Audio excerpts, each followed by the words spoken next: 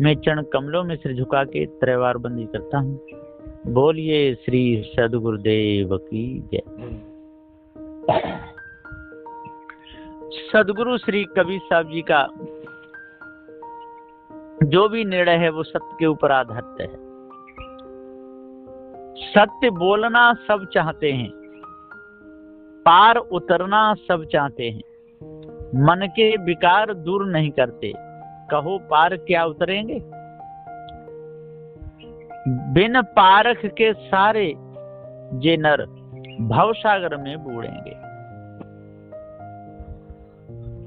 एक भी नहीं बचेंगे। बिन पारख के सारे जे नर भवसागर में डूबेंगे, बच नहीं सकते। क्यों? कि पार उतरना चाहते हैं, मन के विकार भी दूर करना चाहते हैं, भवसागर से छूटना भी चाहते हैं, लेकिन उन कर्मों को छोड़ना नहीं चाहते जिससे मन बिगड़ता है।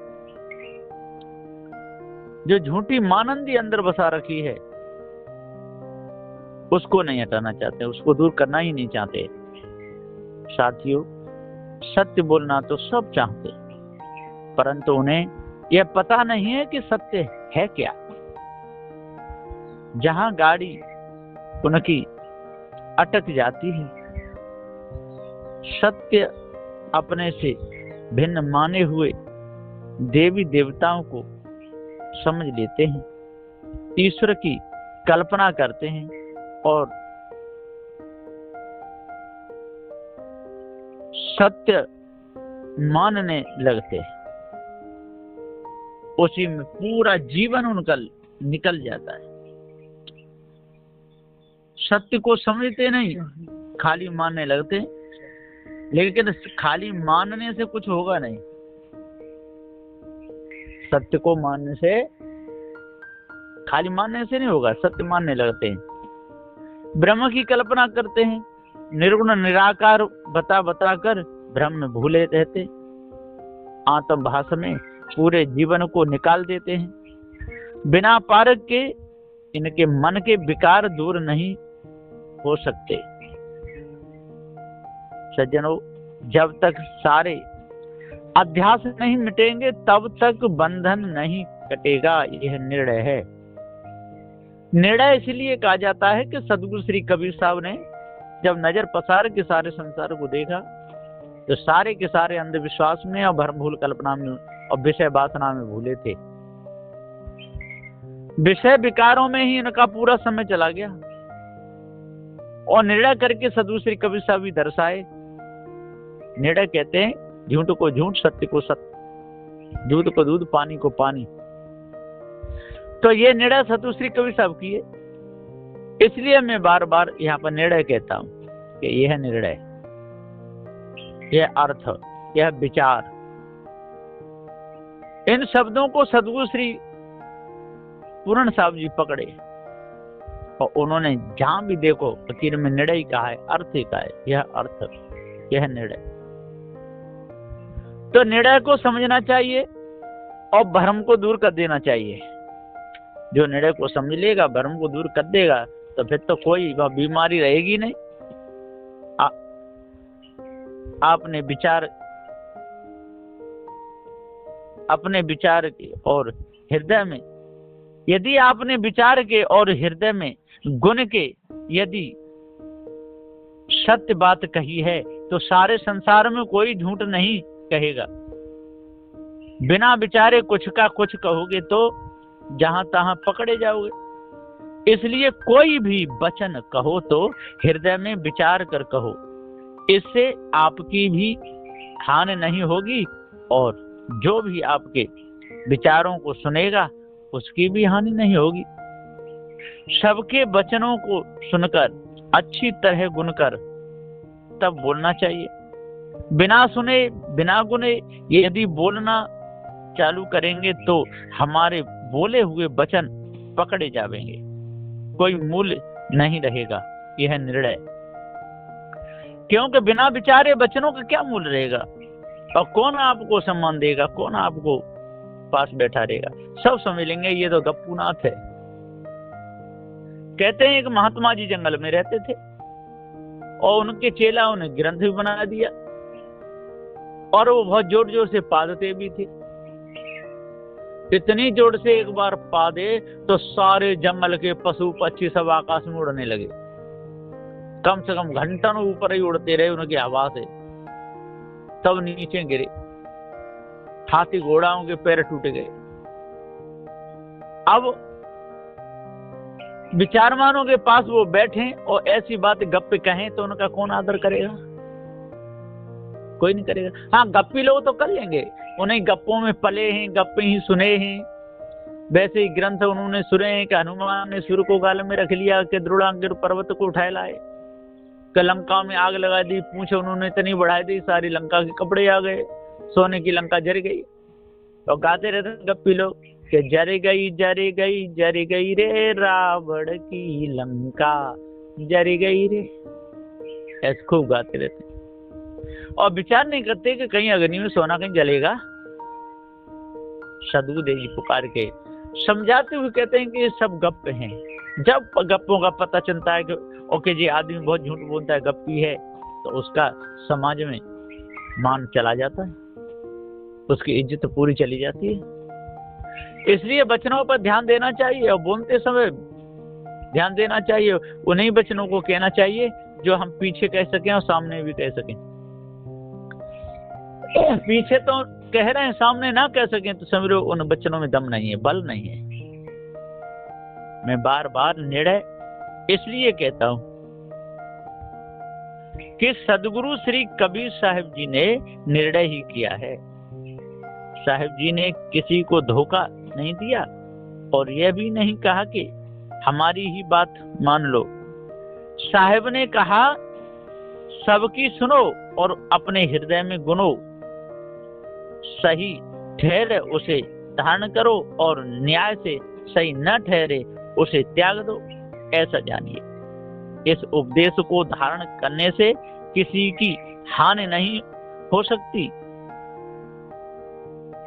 क्या किसी की भी हानि नहीं हो सकती? क्योंकि सोच विचार कर बोले हुए वचनों से किसी की हानि क्यों होगी? सोच विचार के बोलना चाहिए। सोच विचार कर बोला गया है।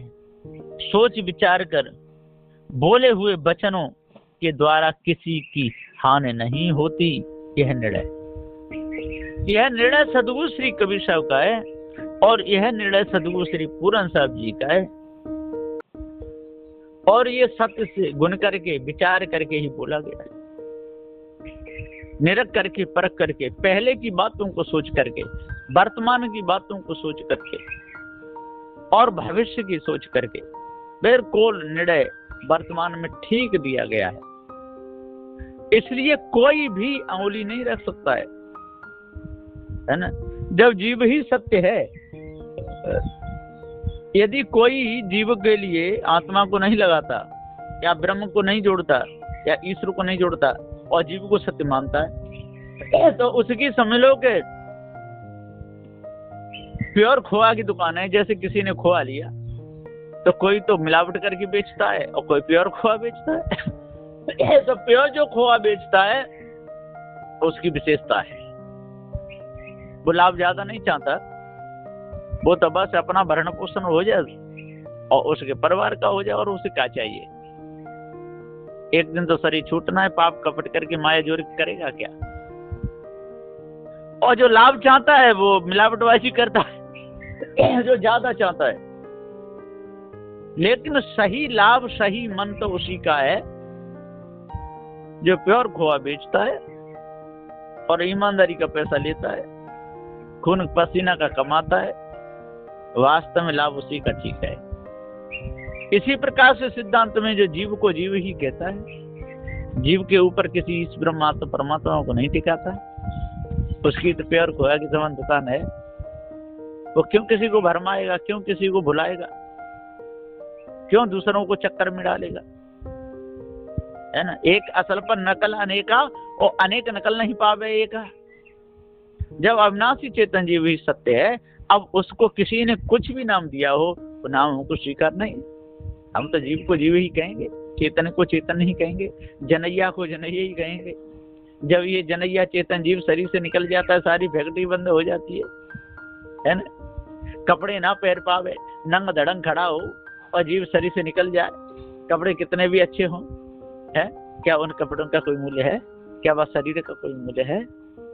अरे मूल्य तो अविनाशी चेतन जीव का है। इसलिए अपने आप को जानना चाहिए और हृदय में गुनना चाहिए, हर समय विचार करना चाहिए। बड़े महापुरुष कुछ कहें तो उस पर विचार कर लेना चाहिए, और विचार करके यदि निर्णय से सही ठहरे तो मानना चाहिए, और ना ठहरे तो बड़े हों कुछ भी हो, है ना। जो विचार हैं हम उनको नहीं मानेंगे, नहीं ठहरे तो क्या उनको भी नहीं मानोगे? हाँ, उनको मानना चाहिए, बड़े महापुरुष उनको मानो, है। सेवा करने में कोई दोष नहीं, सेवा खूब करो। यदि उनके निर्णय के वचन है तो वचनों को भी मानो, सेवा भी करो, और यदि निर्णय के वचन नहीं है तो उनको नहीं मानना चाहिए। जैसे कोई गांव का, पूरे गांव का मुखिया है और शराब पीता है और मांस खाता है। गांव के कुछ कुछ लोगों को ये पता चला कि मांस खाना पाप है, शराब पीना पाप है, इससे बुरे कर्म होते हैं। अब गेहूं तो उस मुखिया के जहां से लाने पड़ेंगे ना, जो खेती वाला वही है।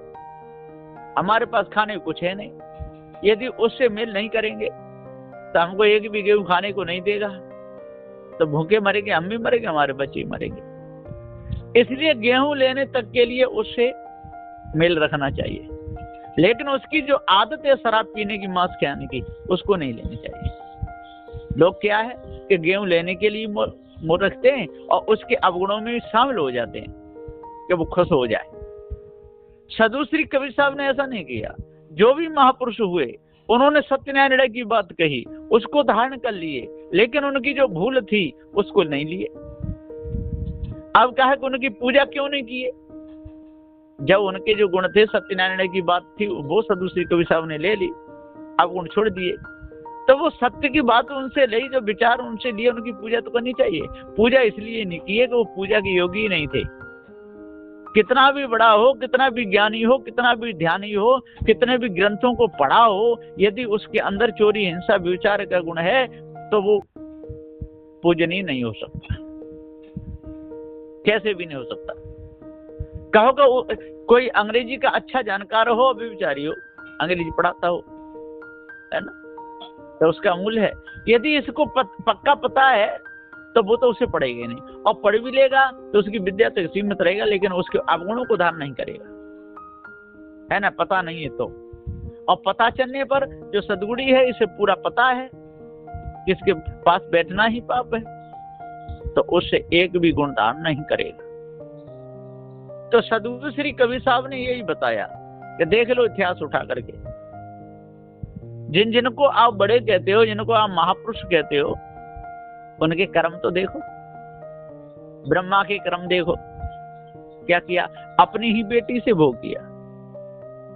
ये पूरा सरस्वती पुराण में लिखा हुआ है। यदि किसी को ऐसा लगता हो कि ये कबीरपंथी अपने तरफ से बना के कह रहे हैं, तो बना के नहीं कह रहे, उन्हीं के सरस्वती पुराण में लिखा हुआ है कि ब्रह्मा ने अपनी ही बेटी से भोग किया। ब्रह्मा के बदफैल सुनो, जो सृष्टिकर्ता ठहराया, पहले भोग किया माता से, फिर भगनी को भरमाया, द्वापर में श्री के चंद ने 16 कला अक्षरा माया, अनगिनत नारसन बिगड़ा, फिर भी योगी कहलाया, दुबाहर करी दुर्वासर ने, फिर भी क्रोधी ठहराया, अमरीश को श्राप दिया, झक मार के वो फिर पछताया, 4 वेद का ज्ञाता रावण, अपना भेद नहीं पाया, मत भ्रष्ट भई उस पाजी की, और जनकसता को हर लाया, तो नार अहिल्या के भोगन में इंद्र बिगड़ गए, निगम लख कोमन पार भय। देख लो, विचार करो, कौन पार भय? विष्णु के पद फैल सुनो, वो बिंदा के घर में आया और भोग किया बिंदा रानी से। अरे पाप कर्म करते नहीं शर्माया। देख लो, ये सब के देखो। भक्ति के संग शिवजी भागे, कामदेव ने पत्र किया, 14 लोग देव का मंडल, व्यास देव ने रमण किया, वहियन की नाद सब बिगड़े, मनसा पाप लगा दिया, कुंती के संग सूरज बिगड़े, कुआरेपन में भोग किया। सो दानी कर्ण भय, कुआरी के पाप के बीज भये, निगम लख कोमन पार भय। देख लो, इन वेदों को पढ़ करके कौन पार हुए? एक को भी बताओ, है?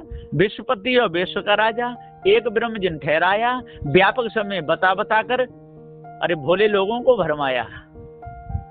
जब विश्वपति सब में एक ब्रह्म बता करके सब में व्यापक है ना, फिर दोष पाप किसको लगेगा? उसी की मर्जी से सारे पाप हो रहे है ना।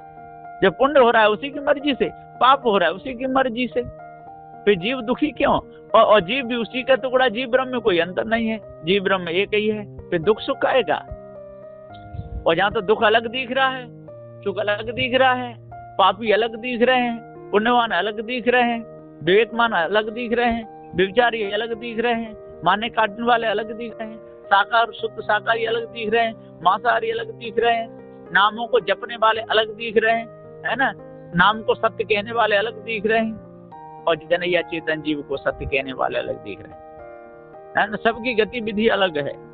वृक्षों में भी देख लो, सबकी पत्ती कटिंग अलग अलग है, वृक्षों में देखो सबके पत्ते और सबके फल अलग अलग हैं। इसी प्रकार से मनुष्यों में भी विवेक विचार जो करते हैं वो ही इन बंधनों से छूटते हैं, और जो विवेक विचार नहीं करता वो छूट नहीं सकता। ऐसी बात नहीं है कि अंग्रेजी का ज्ञान मांसाहारी को ना हो, उसे भी है, संस्कृत का ज्ञान मांसाहारी को ना, उसे भी है। पहले के ऋषि सारे मांसाहारी थे, देख लो उनके इतिहासों को उठा करके, है ना, बलि भी चढ़ाते थे, मांस भी खाते थे, और बहुत बड़े बड़े पढ़े लिखे संस्कृत आचार्य थे, उनसे लोग जा जाके पढ़ते थे, है ना। क्या उनके कर्म ठीक थे? क्या उनका विचार ठीक था? क्या उनके मन के विकास चले गए थे? एक भी नहीं गए। वही तो पकड़ सदुश्री कबीर साहब ने की। किसका खंडन किया? किसको गाली दिए? किसकी बेइज्जती की है? किसी की नहीं। सदुश्री कबीर साहब ने तो मनुष्यों का सम्मान किया है। जितना सम्मान मनुष्यों का सदुश्री कबीर साहब ने किया, इतना किसी ने नहीं किया।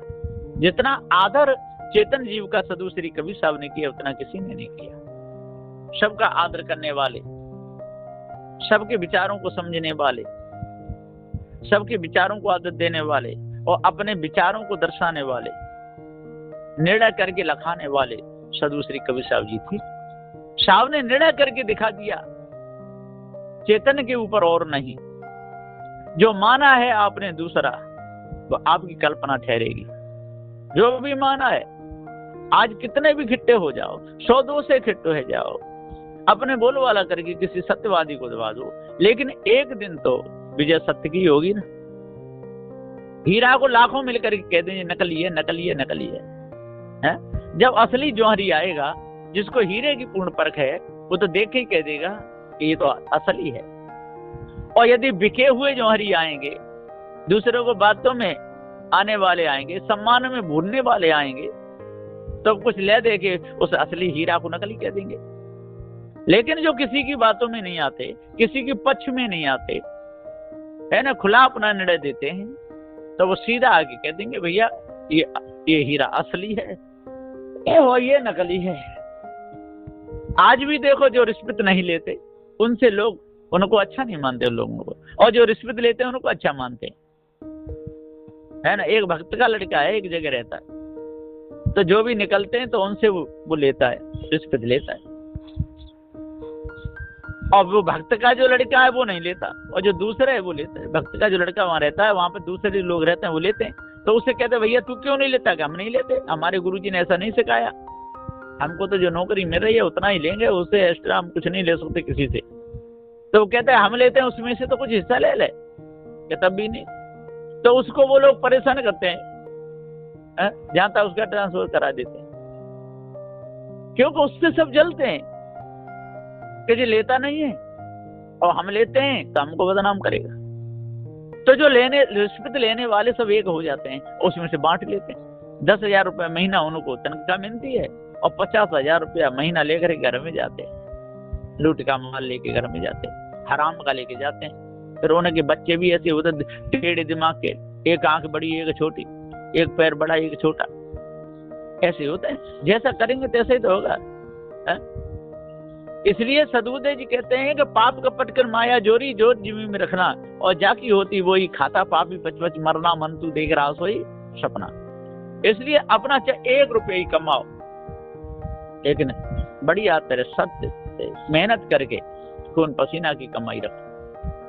और जो हराम के आप लाखों कमा लाओ, अच्छा मकान भी बना लो, उसमें एसी भी लगा लो, पंखा भी लगा लो, है ना, अच्छे डबल बेड भी उसमें लगा लो, कहो मौज से रहो, लेकिन एक दिन उसका परिणाम बहुत बुरा सामने आएगा। और जो आप सत्य से कमाते हो, जो खून पसीना की कमाई लाते हो, उससे बनाओगे, चाहे आधी रोटी खा लो, है ना, वो आपको पूरा जीवन सुख देगी। और हराम की कमाई पूरा जीवन दुख भी देगी, और मरने के बाद भी अधोगति में जाओगे, बचोगे नहीं, पशु पक्षी उसने खाने में भटकना पड़ेगा। इसी प्रकार से चेतन जीव सत्य अजर अमर अखंड नित्य स्वयं स्वरूप है। ऐसा यदि आपको पता चल गया तो आपसे बुरे कर्म होंगे ही नहीं। क्यों कि जीव अखंड है तो कर्म भी तो अखंड है, और उसका फल अखंड ही भोगना पड़ेगा, बचेगा नहीं। इसलिए अपने आप को जानो, तब मन के भ्रम मिटेंगे, मन की कालमा मिटेगी, हृदय तब शुद्ध होगा, और नहीं तो होने वाला नहीं है। ऐसा निर्णय है बंदी छोड़ सदगुरु श्री कबीर साहब का। बस यहीं पर मैं अपनी वाणी को विराम देता हूँ। बोलिए श्री सदगुरुदेव की जय।